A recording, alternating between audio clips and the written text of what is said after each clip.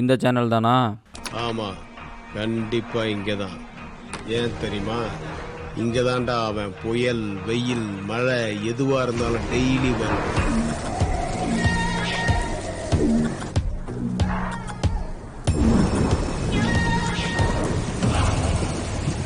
ஒரு வீடியோ விடாம பார்ப்பான். என்னைக்காவது நீங்கள் யோசிச்சிருக்கீங்களா அட்லியை விட அதிகமாக யாராலையாவது காப்பி அடிக்க முடியுமான்னு? எல்லாரும் என்னை விட அதிகமாக தாண்டா காப்பி அடிக்கிறாங்க, ஆனால் நான் மட்டும்தாண்டா மாட்டிக்கிறேன். நான் ஒரு படம் பார்த்தேன். படம் பேர் மாய புத்தகம். ஏகப்பட்ட படங்கள்ல இருந்து சுருட்டி ஒரு படமாக ரெடி பண்ணி வச்சிருக்காங்க. அப்படி இந்த பல படம் கலந்த ஒரு படத்தை தான் நம்ம இந்த வீடியோவில் ரோஸ்ட் பண்ண போகிறோம். வாங்க வீடியோக்குள்ளே போயிட்டே இருக்கலாம். நான் இப்போ அடிக்கிறேன், நீயும் அடிக்கிற. ஓகே.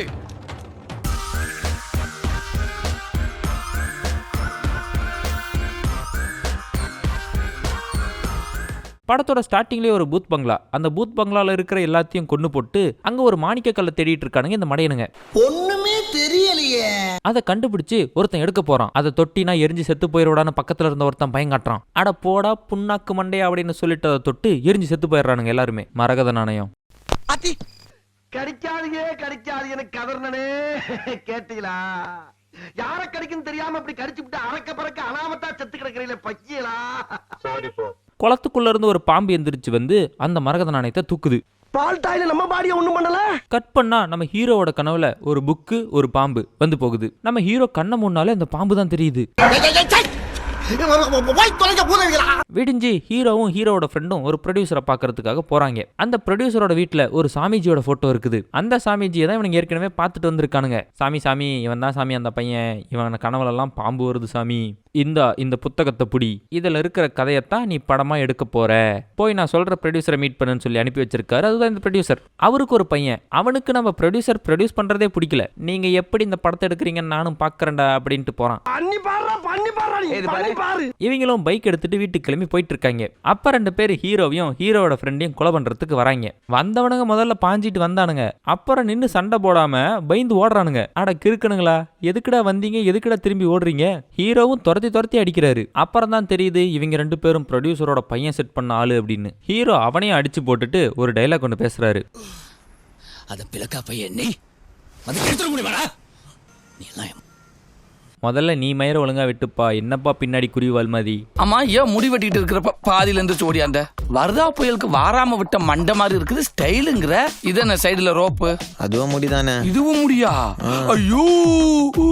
அப்புறம் நம்ம ஹீரோவோட ஃப்ரெண்டு, அவரோட ஒருத்தர் எல்லாரும் சேர்ந்து அந்த பூத் பங்களாக்கு போறாங்க. அங்க ஒரு பாம்பு சிலை இருக்கும். அந்த பாம்பு சிலையை அட்டையில பண்ணி வச்சிருக்காங்க. அட்டை காத்துக்கு ஆடுது, அது கூட தெரியாம ஷார்ட் ஓகே பண்ணி வச்சிருக்காங்க. அப்புறம் இவங்கெல்லாம் உள்ள போறாங்க.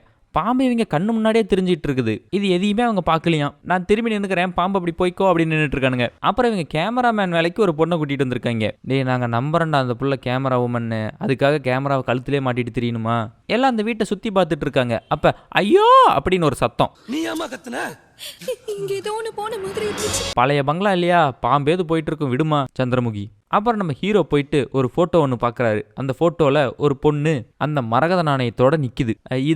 இதுவும் சந்திரமுகி தான். அப்புறம் ஹீரோவோட டீம் எல்லாரும் வந்து, தம்பி நீ பேய் படம் எடுக்கிறதெல்லாம் சரிதான், நீ எடுத்து முடிக்கிறதுக்குள்ள நாம பேயா மாறிட்டா என்ன பண்றது, வா இந்த இடத்த விட்டு கிளம்பிடலாங்கிறானுங்க. அதெல்லாம் முடியாது, எல்லாம் தான் தங்கணும். அப்புறம் நம்ம ஹீரோ புக் எடுத்து படிச்சு பார்க்கறாரு கதை எப்படி இருக்குன்னு. இந்த வீட்டில் இருக்கிறதுக்கு பயந்துகிட்டு சாமிஜி கிட்ட தாயத்து வாங்கி கட்டி தைரியமாக்கிறானுங்க இவனுங்க. இனி எந்த பேயாலையும் நம்மள நெருங்கவே முடியாது.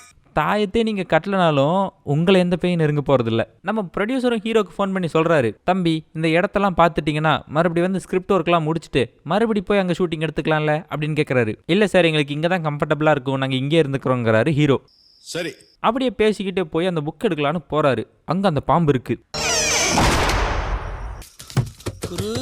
யோ கேமராவை ஏன் அவன் தட்டுற போயா. நம்ம ஹீரோ உள்ள மயங்கி கிடக்குறாரு. கட் பண்ணா இவளை தவிர இந்த வீட்டில் வேற யாரு பேயா இருக்க போறா? கண்டிப்பா இவதான். உண்மையிலேயே இவ பேயா இருந்தா இந்த தாயத்தை அவுத்து போட்டு வர்றாளா இல்லையான்னு தெரியும். இவன் என்னடா ஆவியை அலக்கழிக்கணும்னு நினைக்கிறானா? ஏமா நீ கேமரா உமன் தாமா, நாங்கள் நம்புறோமா, அதை கழட்டி வைமா கொஞ்சம். இவங்க இந்த தாயத்தை கழட்டி போட்டதும் கதவை திறந்துட்டு ஒரு பொண்ணு வருது. இதுவும் சந்திரமுகி தான், யோசிக்காதீங்க. அதுக்கப்புறம் தான் தெரியுது இவங்க வந்துட்டு நடிக்க வந்திருக்கிறாங்களாம். சாதும் நான் தான், மேடமும் நான் தான். சரி போய் தொலை ரூமுக்கு. அப்புறம் நம்ம ஹீரோ வந்துட்டு அவங்க டீம் கிட்ட சொல்றாரு, சூப்பர்ரா. ஏய் அவன் என்னடா சொன்னான் சூப்பருங்கிறதுக்கு, இதெல்லாம் ஒரு படம் ஓடிருமாடா. அந்த புக்கில் ஸ்டோரி மட்டும்தான் இருக்குது. அந்த ஸ்டோரியை படிச்சாச்சு, ஸ்க்ரீன் பிளே ரைட் பண்ணல, ஆர்டிஸ்ட் செலக்ட் பண்ணல, இவங்க பாட்டுக்கு ஷூட்டிங்க்கு போயிட்டாங்க. இந்த அம்மா வேற கேமராவை கழுத்துலேயே மாட்டிக்கிட்டு. இந்த படத்தில் நடிக்க வந்த பொண்ணுக்கு சரியா நடிக்க வரலையாம். அதுக்கு நம்ம ஹீரோ எக்ஸ்பிளைன் பண்ணிட்டு இருக்காரு.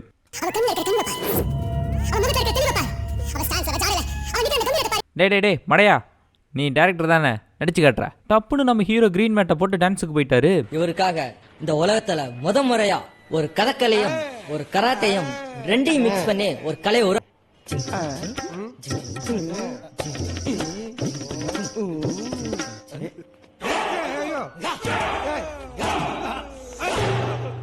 ஆடி முடிச்ச அண்ணன் மயங்கி கீழே விழுந்துடுறாரு. நல்ல வேளை மயங்கிருச்சு. நம்ம ஹீரோயினோட மேக்கப் மேன் வந்துட்டு நம்ம ப்ரொடியூசரோட பையன் அனுப்புன ஆளு, புக்கு என்கிட்ட தான் இருக்கு, வந்து வாங்கிட்டு போங்கங்கிறான். நம்ம ப்ரொடியூசரோட பையனும் பூந்து கிளம்புறான். சரி என்னதான் இந்த புக்கில் இருக்கு அப்படின்னு சொல்லி படிச்சு பார்க்கலான்னு படிச்சு பார்த்தா பாம்பு வந்து அவனை போட்டு தள்ளிட்டு போயிருது. ப்ரொடியூசருக்கு ஃபோன் பண்ணி, சார் என்ன பண்றது அப்படின்னு கேட்டா, அந்த பாடி எப்படியாவது மறைச்சு வைங்கப்பா, போலீஸ் பிரச்சனையெல்லாம் நான் பாத்துக்கிறேன், இந்த படம் எக்காரணத்தை கொண்டு நிக்க கூடாது, நடந்துகிட்டே இருக்கணும். அப்ப நிஜமாவே படத்துக்கு ஷூட்டிங் ஸ்டார்ட் பண்ணிட்டீங்களா? அப்புறம் யாரோ ப்ரொடியூசரோட அசிஸ்டன்ட் ஃபோன் பண்ற மாதிரி ஃபோன் பண்ணி, மலைக்கு கீழே வந்து கொஞ்சம் பணம் கொடுத்துருக்காரு, வாங்கிட்டு போறீங்களான்னு கேட்கறாங்க. நம்ம ஹீரோ புறப்பட்டு போனா அங்க ஹீரோ கூப்பிட்டு பொழக்கிறாங்க. திடீர்னு ஹீரோக்குள்ள பேய் பூந்துருது. எவ்வளோ பெரிய நாக்கு. அப்புறம் ஹீரோ அவனுங்கெல்லாம் அடிச்சு போட்டுறாரு. அப்புறம் அவருக்குள்ள இறங்கின பாம்பு வந்துட்டு அந்த வண்டியோட டயருக்குள்ள போயிட்டு காத்துறப்பிருச்சு.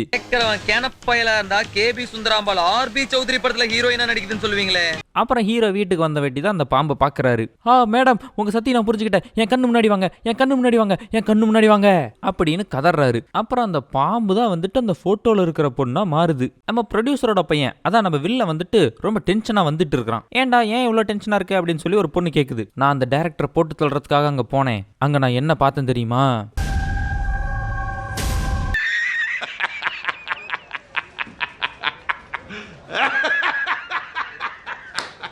இவ்வளோ காமெடியா ஒரு உருவத்தை பார்த்துட்டு சிரிக்காம வந்திருக்கான்னா அவனை நம்ம பாராட்டியே ஆகணும். அவன் கூட இருக்கிற எவனா இருந்தாலும் போடுங்க, போட்டுரும் சார். டைரக்டரை போட்டு தள்ளுறதுக்காக கிடைச்ச கர்ச்சீஃபு, வாங்கின மாஸ்க்கு எல்லாத்தையும் மாட்டிட்டு போறானுங்க. அங்க நம்ம நாகினி தான் வந்து எல்லாத்தையும் அடிச்சு போட்டுருது. அப்ப நம்மள காப்பாத்துனது யாரு? உங்க புடனைக்கு பின்னாலதான் நிக்கிறேன். ஓவர் இதெல்லாம் ரொம்ப ஓவர்ரா. டேய் இவ வேற என்ன ரொம்ப டார்ச்சர் பண்றாடா. அந்த கேமராவை கழட்டி வச்சுட்டு வர சொல்றாவல. மறுபடியும் நம்ம ஹீரோ போயிட்டு கெஞ்சுறாரு, தயவு செஞ்சு என் கண்ணு முன்னாடி வாங்க, உங்க கதையை என்கிட்ட சொல்லுங்க, நான் படமா எடுக்கணுங்கிறாரு. அப்பதான் அந்த நாகினி வந்துட்டு ஒரு கதையை சொல்லுது. ஆரம்பமே ஒரு போர்ல இருந்து ஆரம்பிக்குது. இந்த அளவுக்கு காமெடியான போரை நான் எங்கேயுமே பார்த்ததில்ல.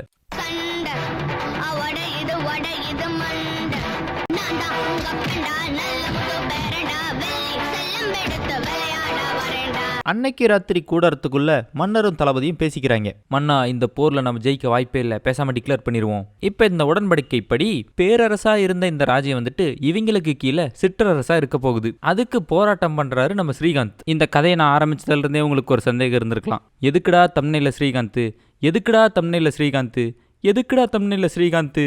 இந்த கதையை நான் சொல்லி முடிச்ச வாட்டி எதுக்குடா இந்த படத்துல ஸ்ரீகாந்த்னு உங்களுக்கு தோணும். போராட்டம் பண்ணிட்டு இருக்காருன்னு சொல்லிட்டு ஸ்ரீகாந்த் தூக்கிட்டு போய் சிறையில போட்டுறாங்க.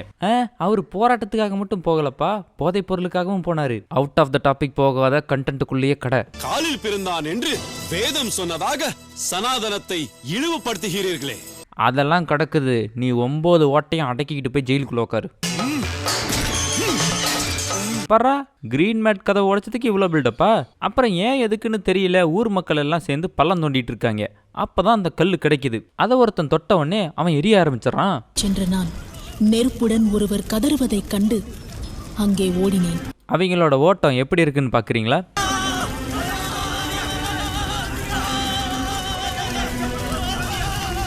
பா, உசைன் போல்ட்டை விட வேகமா வர்றாங்கல்ல. அந்த கல்லை இளவரசி தொட்டப்ப மட்டும் அவங்களுக்கு ஒன்றும் ஆகல. ஆனா வேற யாராவது தொட்டாங்கன்னா பத்திக்குது. என்னடா ஒரே ஆச்சரியமா இருக்குதுன்னு சொல்லி ஒரு சாமியார் கிட்ட போறாங்க. நாகதேவனின் மகளாக முதல் பிறப்பில் வானலோகம் கண்டவள். எப்பா, ஒரு செட்டு போடலன்னா அது கூட பரவாயில்ல, வீட்டுக்குள்ளேயே ஒரு நாள் டெக்கரேஷன் பண்ணி சாமியார் வீடு மாதிரி காட்ட மாட்டீங்களா? ஒரே ஒரு கிரீன் மேட்டு போதும், இந்த பிளாஷ்பேக் சீனை மொத்தமா முடிச்சிட்டாங்க. தினபுரி மகாராஜா சிங்கவராயர் என்னை சந்திக்க வருகை புரிந்திருந்தார். அந்த அரசர் வந்துட்டு மேரேஜ் ப்ரப்போசல் வச்சிட்டு இருக்கிறான். இந்த அம்மா லுக்க பாருங்களேன். என்ன பொழப்பு மனுஷன் இன்னைக்கு இருப்பான் நாளைக்கு இருப்பான். பேசிக்கிட்டே இளவரசியோட தோல் மேல கை போட்டான். டேய் பொறுக்கி ராஸ்கல், தோல் மேலேடா கை போடுற? அவனை அடிச்சு இளவரசி கொன்னு விடுறாங்க. என்னடா மன்னர் நீ, மானங்கெட்ட மன்னர், ஒரு தற்காப்பு கலை தெரியுதா உனக்கு? அப்புறம் ராணி பேரரசை பிடிச்சதுக்கு அப்புறம் நம்ம ஸ்ரீகாந்தை ரிலீஸ் பண்றாங்க. ஏன் எதுக்கு என்ன ரிலீஸ் பண்றீங்க? அதுவா, சிற்றரசு பேரரசு ஆயிருச்சுப்பா, பிரஜைகள்லாம் ரிலீஸ் பண்ண சொல்லிட்டாங்க. உடனே ஒரு ஓலைச்சுவடி எடுத்துக்கிட்டு அரசியை பார்க்கறதுக்காக கிளம்பிட்டாரு. யாரும் உள்ள போகக்கூடாது. அப்படித்தாண்டா போவேன், போயிட்டு ராணி கிட்ட இந்த ஓலைச்சுவடிலாம் வாசிங்க அப்படின்னு சொல்லிட்டு நம்ம ஸ்ரீகாந்தை காவலாளிகள் பிடிச்சிட்டு போயிடுறாங்க. அதெல்லாம் படிச்சு பார்த்த அரசி, அடேங்கப்பா காலத்தை நல்லா கணிச்சு எழுதிருக்கானே அப்படிங்கிறாங்க. உடனே நம்ம மகாராணிக்கு காதல் வந்து பாட்டுக்கெல்லாம் போயிட்டாங்க.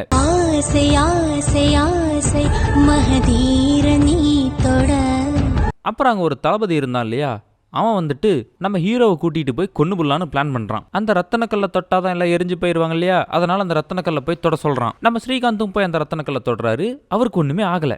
பாரு, அந்த ரத்தனக்கல்ல தொட்டு உனக்கும் ஒன்னும் ஆகல, வா நம்ம 2 பேரும் கல்யாணம் பண்ணிக்கலாம். இதுல காண்டான அந்த தளபதி என்ன பண்றான், ஹீரோயினை தனியா கூட்டிட்டு போய் குத்தி போட்டுறான். அதை தெரிஞ்சுக்கிட்டு நம்ம ஸ்ரீகாந்த் வேற வந்து சண்டை போடுறாரு. மறுபடியும் காமெடியா ஒரு ஃபைட்டை விட அரசியோட சேசிங் இன்னும் காமெடியா இருக்கும். எங்கடா ஓடிட போறீங்க? டேய், நான் இந்த சிட்டிக்குள்ள நீ எங்க ஓடினாலும் உன்னை விட மாட்டேன்டா. நான் பயில்தா பரப்பு யாங்கிட்டே தகவல் வேலை காட்டாடி. கண்மூடும் வேளையும் என் காதல் கனவா பார்த்திபா. இப்போ நம்ம ப்ரொடியூசரோட சன்னு வேற வந்துட்டு காமெடி பண்ணிட்டு இருக்கிறான். அவன் ஏதோ மந்திரவாதிலாம் பிடிச்சி அவங்ககிட்ட மந்திரதந்திரம்லாம் கத்துக்கிட்டு தலைவனோ சண்டைக்கு இறங்கிட்டான். Climax fight start. இவன் அவன் தலையில இருந்து கையெடுத்தான்னு வச்சுக்க, அவன் இவன் சங்க கடிச்சிருவான். என்ன அவன் மூஞ்ச பார்த்து வாந்தி கீந்தி வந்துருச்சா, வாந்தி எடுக்க போறாங்களா? இது என்ன பாம்பா டிராகனாடா, என்னடா நெருப்புலாம் விடுது? அவனை கொன்னதும் அந்த நாகினிக்கு பழைய உருவம் கிடைச்சிருது. படமும் அத்தோட முடிஞ்சிருது. இந்த படத்துல இருக்கிறதுலயே டம்மியா இருக்கிற கேரக்டர்னா அது ஸ்ரீகாந்த் கேரக்டர் தான். போராட்டம் பண்ணுவாரு, ஜெயிலுக்கு போயிருவாரு, ராணியை காதலிப்பாரு, காப்பாத்தலான்னு போவாரு, செத்து போயிருவாரு. லோ பட்ஜெட் படம் தான் புரியுது, இருந்தாலும் கொஞ்சமாவது பிராக்டிக்கலா எடுத்திருந்தா தான் நல்லா இருந்திருக்கும். எல்லாத்தையும் கிரீன் மேட் போட்டு பிஎன்ஜி பின்னாடி போட்டே ஓட்டிடலாம் அப்படின்னு நினைச்சா இந்த மாதிரி தான் இருக்கும். கண்டதை தின்னுட்டு வந்து கபால்னு வாந்தி எடுத்து வச்சிருக்கீங்க. சரி, நான் உங்களை அடுத்த வீடியோல வந்து பாக்குறேன். வரட்டா, பாய்.